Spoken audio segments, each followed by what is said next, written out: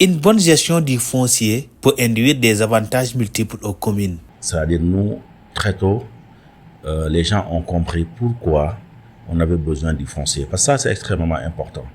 Parce que ce qu'on avait l'habitude de voir au niveau du Sénégal, c'est qu'à chaque fois qu'il y a que la mairie a eu besoin du foncier, c'était pour faire souvent des lotissements, parcelles, etc.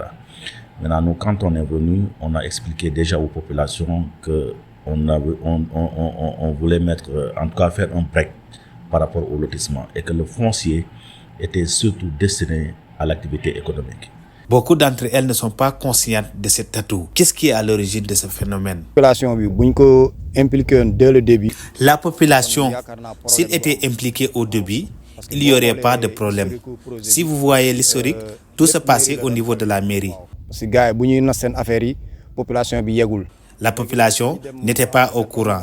C'est à certains moments que la population a vu qu'on commençait à occuper leurs terres. C'est ce qui a créé la révolte. La valorisation des terres pourrait avoir des prix variés avec l'implication de la population. Et très tôt, les gens ont compris, on leur a expliqué pourquoi c'était important. Donc, qu'on ait le foncier et surtout la destination de ce foncier. En leur disant qu'il fallait développer l'activité économique.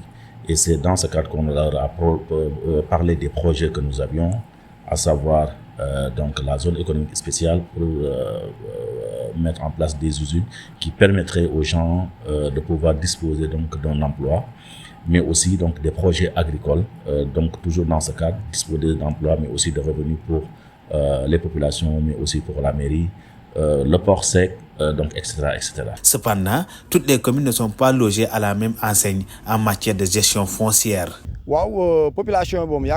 Si la population était impliquée, il n'y aurait pas de problème. Un projet d'utilité publique doit être bénéfique à tout le monde. Ce projet, à un certain moment, la population a vu que ce n'est plus un projet d'utilité publique.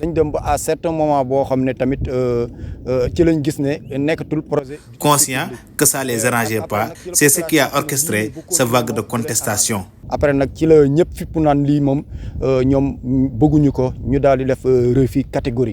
La bonne gouvernance foncière induit sans conteste des profits aux collectivités territoriales et à la communauté.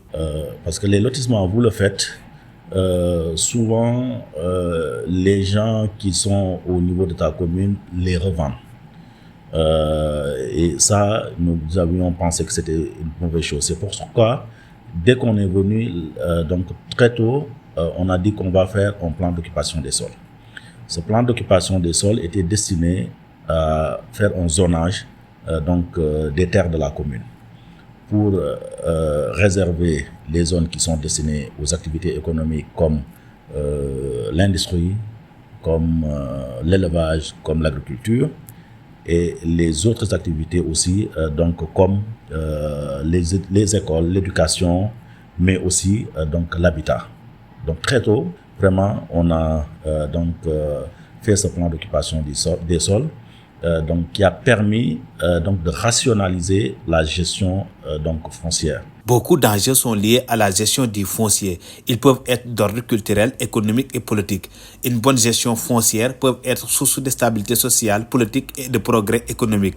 A contrario, l'on peut noter que sa mauvaise gestion peut entraîner des conséquences néfastes.